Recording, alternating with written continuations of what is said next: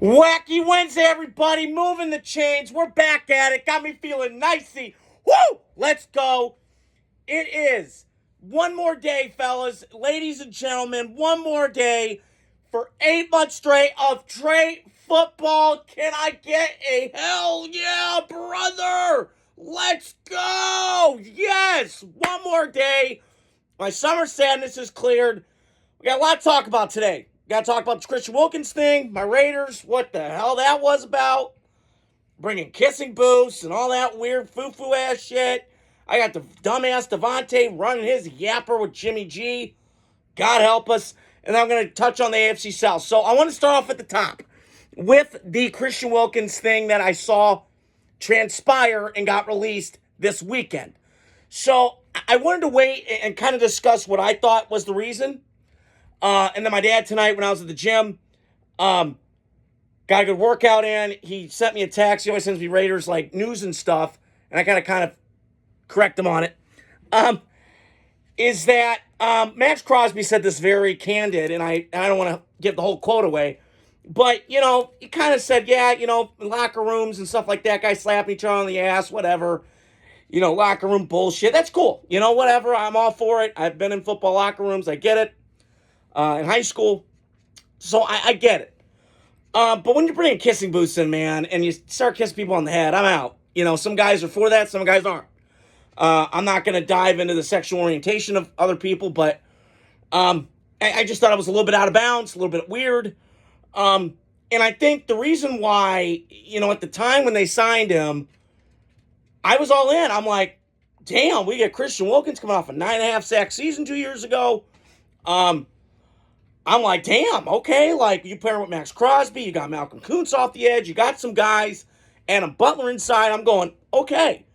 Now you got a good front four going with the Raiders. So, the Raiders' rush was intact. But now, it's not. And they're going to have to rely on some guys. Malcolm Kuntz comes back. Adam Butler's still there. You got a nice 2-year contract, very underrated player. Really creates havoc. I mean, that Kansas City game on Christmas 2 years ago, still one of my favorite memories as a Raider fan. He's back now. So I think, but the other thing we're missing, and I'm going to say this from my view, is like, if it was me being the GM or like Mike Kesnick or like us two together, we wouldn't know what the fuck we're doing. I'm not calling him out, Mike, but I'm just being honest here. But I think now it's Pete Carroll and John Spytek. John Spytek's been around the block. He was in Tampa, seen how that show goes and how they've been so consistent, so successful since Tom Brady. They won the Super Bowl. And then, obviously, Pete Carroll's been around the block for years. I mean, he dealt with this crap in Seattle, but it wasn't on this level weird. He had some guys that were kind of out there.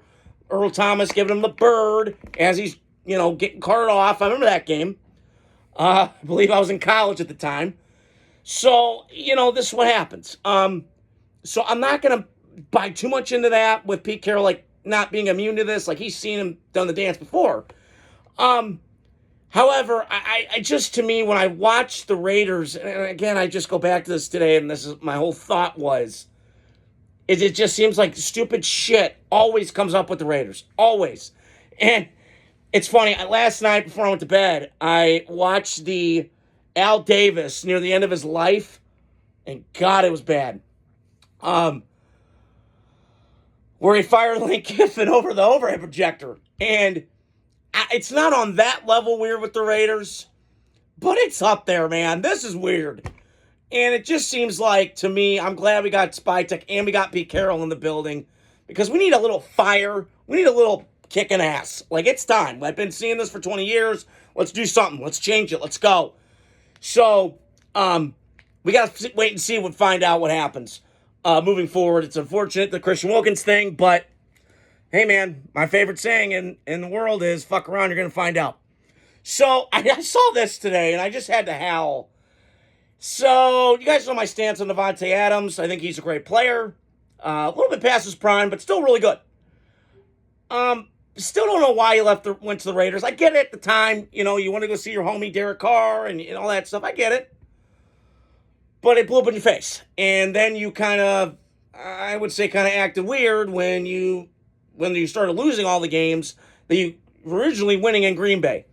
I got to be candid and frank, Davante. That's on you, bro. Like, you chose that. You wanted to go to the Raiders, back home, see your homies, see your family. I get it. I'm off, mobility. It's pro-mobility. If you want to do whatever's best for you. But I think what Davante saw was grass is always green on the other side, when a lot of times it's not. I think Davante and Aaron had it made. They went to different organizations, kind of shittier ones. And I'm a Raider fan. I got to be honest. We're kind of shitty. I got jokes in college. Nick Deaton knows this better than anybody. You shit in a brown paper bag, that's the Raiders. I got that all the time in college. So, but Davante, again, like, he's a clown. And anything he says, I just take with a grain of salt. And, shame on him and Jimmy, yucking it up. Oh, it was miserable. Some of that, yeah, it was miserable. But, Davante, you chose this. Like, if you hadn't gone, I wouldn't have been making fun of you. But, like, you made it easy for me to make fun of you because you're bitching about losing when you chose the Raiders, who have perpetually lost for 20 years. We've only made the playoffs 2 times in 14 years. It's hard to do. So, unlike Green Bay, who's made it 14 times since 2000. So, I just, it makes me laugh. But that's what I have to say about those two subjects with the Raiders. And tomorrow I'll go into the AFC West version with my Raiders tomorrow. But tonight I want to talk about the AFC South. So, last year we all know Houston won this division 10-6. As I'm recording this right now, I'm looking at my cheat sheet here. I still have Houston winning the division. I believe they'll probably have something like that record-wise this year in terms of 10-6, 11-5. I just kind of feel that way because their offensive line is still a work in progress. I mean, I was reading all this on NFL.com Monday morning, and I saw it clear as day last year. I was on here. Their offensive line was awful. And some of that's on C.J. Stroud, some of that's on him. The offensive line was bad. Tunsil getting holding penalties and just not, reading your cues offensive line, not blocking your guy, putting a hat on a hat, blocking somebody. But I still think C.J. Stroud's good enough and elevated enough people around him to make it work. And he's worth that money. So, and I love D'Amico Ryans. I love what he stands for. He's a no bullshit kind of guy. Ex-player, badass, tough guy. Kind of embodies that city of Houston. I know it's a lot of flash and all that stuff, considering you're in Texas. Everything's bigger in Texas, as the saying. But I'm going to go with Texans #1 in the division. This was a close call for me on the 2 and the 3 spot. I'm going to lean the Colts just because I like their team overall a little bit better than the Titans.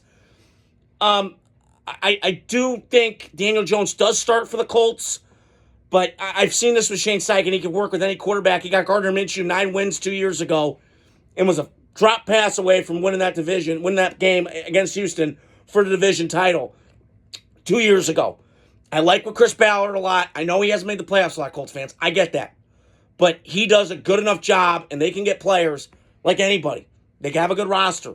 They don't spend a lot, but they get a lot of good players. Quentin Nelson, Jonathan Taylor, Josh Downs. They got dudes, man. Like, this is not a bad football team. I just think they need a quarterback to kind of steer them in that right direction and play good football. And I believe Daniel Jones could do that. Now, if Richardson kind of proves me wrong and gets all the crap out of him, then okay. But those kind of guys don't hit a lot. The big swing guys. And I have a feeling that Richardson, I don't know, maybe it's ending in Indianapolis, but we shall see. So I will put them as the #2 spot. The 3rd spot, I'm going to roll with the Titans just because I love me some Cam Ward. He was my guy coming out last year, as you guys well know. Shout out to my Aunt Colleen Naraki, her husband Mark. Played with Bill Callahan. Played with him in college at Benedict. And then blocked for him. And he's been following his career ever since. He's now the O-line coach in Tennessee with his son Brian. I believe Brian Callahan is as good as an offensive coach in this league. I thought he did wonders with Joe Burrow. We knew that. And I thought he did okay things with Will Levis, but Will Levis just turned the ball over being a dumbass. So I think now you get a guy that's mature, buttoned up, kind of feels like a 10-year vet. I watched him tonight, leaving the gym, and he has that quote where, like, yeah, we're pretty mid on offense. That's great. I love hearing that. Now, is he going to be, the other thing is with Tennessee last year, why I'm putting them third is, but they could go, for me right now, this is just predictions before the season. We'll go after the season, recaps and stuff. But for right now, I'm leaning Tennessee third just because I think there's still going to be a little bit of work in progress in terms of offensive line. It's very leaky. I didn't think it was as bad as it was last year, what it indicated. I watched a couple games. The Green Bay game kind of stands out to me like, the guy misses, like, kind of leaves his arm out, and it's an easy sack for Lucas Van Ness for the Packers. They had 9 sacks in that game, and he was getting pummeled. Will Levis is a tough son of a bitch. But to me, their offensive line's going to get better. They got Skronsky. They have Latham at guard. They added some more pieces on the offensive line. It's going to be better. And the thing with the Titans was last year they were boring and bad. You cannot be that in the NFL. You can be bad, but you got to have some, like, pop and some entertainment value to hopefully get better and be a better football team. I didn't feel that way with the Titans last year, but I feel they are now because of Cam Ward and his mentality. I kind of dig it. And then last but not least, the Jaguars. I got them fourth. Listen, I know Liam Cohen, he worked wonders with Levis, got him going right until, he left and then shit hit the fan. He's been around Baker Mayfield. He's been around Matt Stafford. And I understand that completely. But the one thing I will say with Trevor Lawrence that I don't think he has is he does not have killer football instincts. I said it last year against the Bills. I just saw a guy that's kind of coasted his way through. And I think Liam Cohen's going to turn on this kid real fast because he's going to look at it and go, I was around 2 dudes, and Matt Stafford and Baker Mayfield, who were ultimate badass, tough guys, war daddies, do anything to win a fucking game. And I don't see that with Trevor. I just see a guy that's nonchalant, just kind of, I'm here, bro, I mean, when your parents come out and tell you that their kid doesn't love football as much as everybody else, problem, ding, ding, ding. So we shall see what the AFC South presents this year, but I am looking forward to watching the Colts with Tyler Warren and their new draft pick, Travis Hunter in Jacksonville.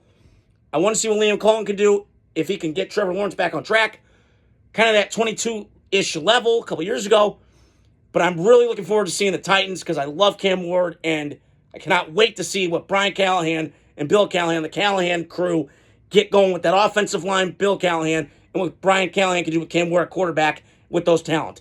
So that's all I want to talk about tonight. Stay tuned throughout the week. Got more predictions coming. Adios. Godspeed.